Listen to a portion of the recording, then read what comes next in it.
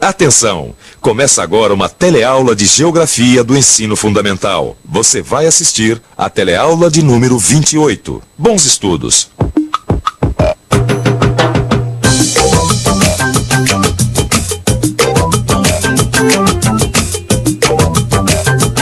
Querido Chico, fiquei muito feliz com essa novidade de você vir nos visitar.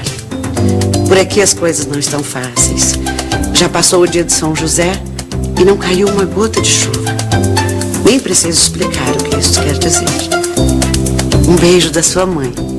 E você sabe o significado de não ter chovido até o dia 19 de março, o dia de São José? Então vai saber na teleaula de hoje. É só vir comigo na viagem que eu estou fazendo pelo Nordeste brasileiro. Primeiro eu vou fazer uma entrega em Recife. Depois vou aproveitar e dar um pulinho na casa da minha família no Rio Grande do Norte. Um trajeto que vai ser muito útil para a gente ver várias coisas novas sobre a região nordestina. Nessa teleaula você vai conhecer as principais características dessa região e vai saber qual a importância do Nordeste na economia nacional. Mas agora deixa eu tomar outro cafezinho que ninguém é de ferro. E você se liga aí que a nossa teleaula está começando. Dá outro cafezinho, por favor. Para Obrigado. depois naquela coisa. Chico! Oh, Chico! Oh, meus amigos Severino e Maria! Quer dizer que o nosso velho Chico realmente resolveu dar as caras no Nordeste. É, mas não é por falta de vontade que eu não tenho vindo pro Nordeste, não. O negócio é que não é muito fácil conseguir transportes pro lado de lá. O maior fluxo de mercadoria é mesmo lá no Sul, no Sudeste, no Centro-Oeste. Mas vocês indo pra onde? Estamos fazendo o caminho inverso de tu, Chico. Estamos indo para São Paulo, e mais Severino. A gente resolveu visitar nossos filhos lá no Sul. E se Deus quiser, Chico, na volta a gente pega uma boa carga, hein, Maria? Carga. Esse assunto tá me preocupando. Eu preciso conseguir alguma coisa de volta, na volta. E pelo menos pra pagar a viagem. Oh, tanta preocupação em pensar que o Nordeste já foi rico demais, hein? Olá. Oi. Opa, que belo livro de culinária nordestina, hein? É isso mesmo. Aliás, tu não sabe, homem. A mulher do meu compadre é uma nordestina arretada e ela prometeu fazer esse prato aqui, ó, especialmente pra mim. Parece apetitoso, hein? Sabe que outro dia eu tava lendo uma reportagem sobre comida do Nordeste e eu li lá que a carne seca era a principal alimentação dos escravos no engenho? Aí, os escravos. Olha, pensando bem, a carne seca e a carne de sol são duas carnes curtidas no sal, né? E são típicas do Nordeste. Aliás, a pecuária, quando começou no Nordeste, lá no século XVI, servia para fornecer animais para o trabalho e carne para os engenhos de açúcar. É, a matéria que eu li explicava isso mesmo, viu? É incrível como o Nordeste já foi rico, né? Você sabe que eu não consigo entender direito como é que aconteceu essa decadência econômica do Nordeste. Tenta usar os selos para entender isso direitinho. É o seguinte, depois de uma fase áurea no século XVII, a cana-de-açúcar entrou em decadência por causa da ascensão da produção nas Antilhas. E isso fez com que o Nordeste entrasse numa longa crise, perdendo aos poucos o seu poder econômico e político. No século XVIII, por exemplo, com a ascensão da mineração no Centro-Sul, o eixo político e econômico do país se deslocou para lá, e a capital do país, que era em Salvador, mudou para o Rio de Janeiro. Mas esse foi apenas o início dessa decadência econômica, que cada vez foi mais acentuada.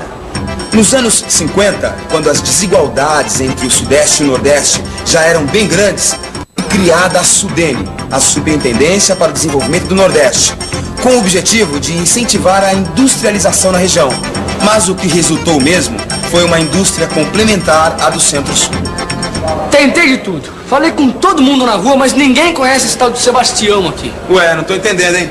Ah, é essa carta aqui, Pedrão. Ninguém conhece Sebastião nessa rua aqui. Ah, carta com endereço errado, Antônio? Isso acontece todo dia, poxa. É só você mandar de volta pro endereço do remetente. É que essa carta vem lá do Nordeste, eu fiquei um pouco preocupado. Com essa seca toda que a gente ouviu falar, eu imaginei que isso aqui pudesse ser um pedido de ajuda, né, Pedrão? Ah, peraí, né, Antônio? Não é só porque essa carta veio do Nordeste que ela vem necessariamente de um lugar com seca. O Nordeste tem outras regiões, e em algumas delas a situação é bem diferente. Na verdade, o Nordeste apresenta um contraste entre uma estreita faixa litorânea mais úmida, a Zona da Mata, e uma interior, seca, o Sertão. E entre as duas, uma área de transição, o Agreste. Luiz, cheguei ontem da fazenda da comadre. Peguei um tempo ótimo. Passei nas plantações de cacau, nadei no rio, comi chocolate. Fiz tudo o que tinha direito. Amanhã minhas férias terminam. É uma pena. Zona da Mata. Tá aí. Bem que eu poderia tentar pegar uma mercadoria na Zona da Mata. Eu vou estar mesmo no Rio Grande do Norte. Aí é só descer pelo litoral. É verdade que eu vou passar muito calor naquele clima tropical, com temperaturas elevadas. Porque a Mata Atlântica, essa já era, já não refresca mais nada. É uma boa, Chico. Você pode tentar alguma coisa aqui no Recôncavo Baiano, perto de Salvador. Por causa da extração do petróleo, tem muita indústria nessa região. Ou então pode tentar alguma mercadoria no sul da Bahia, nas fazendas de cacau. Isto! Tem ainda a zona açucareira, Chico, com muitas fazendas de cana. Talvez seja uma boa opção voltar pela Zona da Mata, sim. Jeitei ir me informando mais sobre as ofertas de cargas. Petróleo, cacau e cana plantados em grandes fazendas. A região da mulher do meu compadre é bem diferente disso. Ela é do Agreste. De fato, o Agreste é uma região de transição entre a Zona da Mata e o Sertão. Quer ver? Dar uma olhada aqui, ó. De um lado do Planalto de Borborema, que fica no Agreste, o clima é mais úmido. Do outro lado, em direção ao interior, o clima é semiárido. Ao invés de grandes propriedades, tem muitas pequenas e médias propriedades. E mais, lá a agricultura e a pecuária têm melhores condições que outras regiões do Nordeste, voltada para a produção de alimentos e leite. Sertão, olha só. Antes da nossa conversa, sempre que eu pensava em Nordeste, a imagem que vinha à minha cabeça era a imagem do sertão. E normalmente quando a gente pensa em sertão, a gente associa com a seca, que incrivelmente pode durar meses, ou até anos. Agora o que eu não consigo imaginar é como é que dá pra plantar alguma coisa com aquela seca toda, no meio daquela caatinga. Geralmente a gente encontra no sertão pecuária extensiva, em grandes latifúndios. Mas em algumas áreas próximas às serras e chapadas, onde ocorrem chuvas de relevo, as pessoas cultivam feijão, milho e cana-de-açúcar, produtos para a subsistência do agricultor e de sua família. Mas afinal, Pedrão, essa paisagem é ou não é comum no Nordeste? O sertão abrange quase todos os estados do Nordeste, desde a Bahia, passando por Alagoas, um pedaço de Pernambuco, Paraíba, Rio Grande do Norte e quase todo o Ceará. O difícil vai ser se você quiser conseguir alguma coisa no sertão. Aí sim vai ser difícil, né? Lá a situação tá crítica. Ô, minha Nossa Senhora, estamos vindo de lá, Chico. Já passou o dia de São José e nada de chuva. E você sabe o que isso significa, né, Chico? Um ano de seca. Minha mãe contou no cartão que ela escreveu. Mas eu soube também que existem outros produtos que vão muito bem. E vai mesmo. Em pleno sertão tem essa área agrícola produzindo frutas que dão gosto de ver. Tudo graças à irrigação. Faz gosto.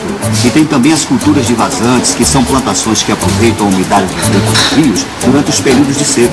Pelo que eu sei, esse tipo de cultura existe desde os tempos dos colonizadores. A ideia do projeto de transposição é perenizar rios que não são perenes na porção norte da região Nordeste. Por isso que quem se beneficia mais do projeto são os estados do Ceará, Rio Grande do Norte e Paraíba. E o projeto tem duas grandes destinações. Uma primeira é para consumo humano, principalmente das áreas urbanas do Nordeste. Algumas cidades hoje no Nordeste já têm problema de água. Um exemplo que eu daria é Campina Grande, que é uma cidade, a segunda mais importante da Paraíba. E, por exemplo, a indústria têxtil tem dificuldade de crescer lá porque não tem água. A parte polêmica do projeto é o uso produtivo, porque quando se regularizar a oferta de água naquela região, alguns lugares que têm terra boa e hoje não tem água, vão poder sediar polos produtivos agroagrícolas. E aí tem uma disputa importante porque os estados da Bahia, de Minas, por onde o São Francisco também passa, de Sergipe, também tem potencial para desenvolver polos agroindustriais. E aí tem uma disputa onde é que começa primeiro esse tipo de desenvolvimento. Olha, aqui está a pista para a gente conhecer a 4ª região do Nordeste, o Meio Norte. Localizado entre a Amazônia e o Sertão, o Meio Norte é uma área de transição. De um lado, próximo ao sertão, é muito seco, e do outro, próximo à Amazônia, tem muita umidade.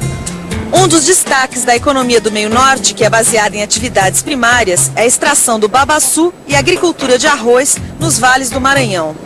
Caso você não saiba, o babaçu é utilizado como matéria-prima na produção de óleos e sabonete.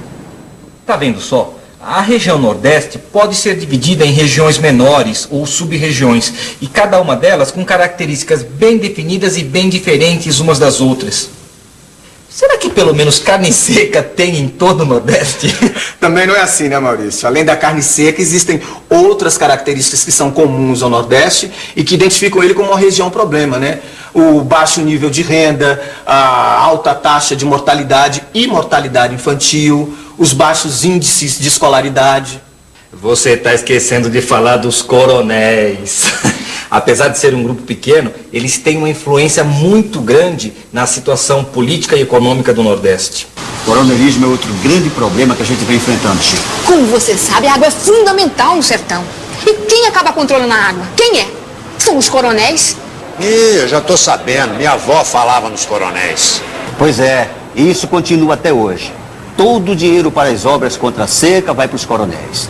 E aí só na terra deles que são construídos poços artesianos, nos projetos de irrigação e os açudes. Um velho problema. De um lado tem os grandes proprietários de terras com máquinas e tecnologia para realizar os projetos de irrigação e manter a produção. E do outro, os pequenos produtores rurais, que baseiam o seu trabalho na economia de subsistência e nos trabalhos nas grandes fazendas. E esses sim sofrem com a seca, viu, Chico? Ô, Severino, nós estamos nessa conversa toda e esquecemos de falar pro Chico da cebola, Chico. Cebola? Que história é essa de cebola? Ah, os novos projetos de irrigação. Imagina que em pleno Vale do Rio São Francisco estão plantando produtos típicos de outras regiões. Uva, cebola, mamão, cada plantação que é uma beleza. Isso está sendo possível por causa dos grandes investimentos com a irrigação. Estão aproveitando as águas do Rio São Francisco, Chico. Isso é que eu chamo de uma boa notícia. Pois é, estão sendo feitos grandes investimentos com irrigação, Chico, utilizando as águas do Rio São Francisco. Eu sabia, eu sempre acreditei no potencial do Nordeste. Eu tenho certeza que com uma melhor distribuição de terras, de renda e com incentivos aos pequenos proprietários e aos trabalhadores, o Nordeste pode ter um novo impulso econômico. Ah, meu Deus, eu rezo todo dia para que a desigualdade no Brasil acabe. É isso aí, gente. O papo tá bom, mas eu tenho que ir. Já tá tarde, eu ainda tenho muito que viajar. Eu já tô indo, mas você fica com a revisão. E atenção, se liga aí que é hora da revisão. Na teleaula de hoje, você viu que a região Nordeste pode ser dividida em 4 partes, com características bem definidas. A zona da mata, onde predomina um clima tropical úmido e uma vegetação remanescente da Mata Atlântica.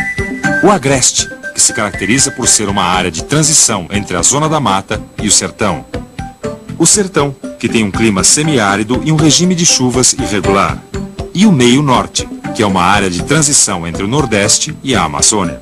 O negócio é continuar a viagem pelo Brasil. Eu no meu caminhão e você no seu livro de estudos. Até a próxima.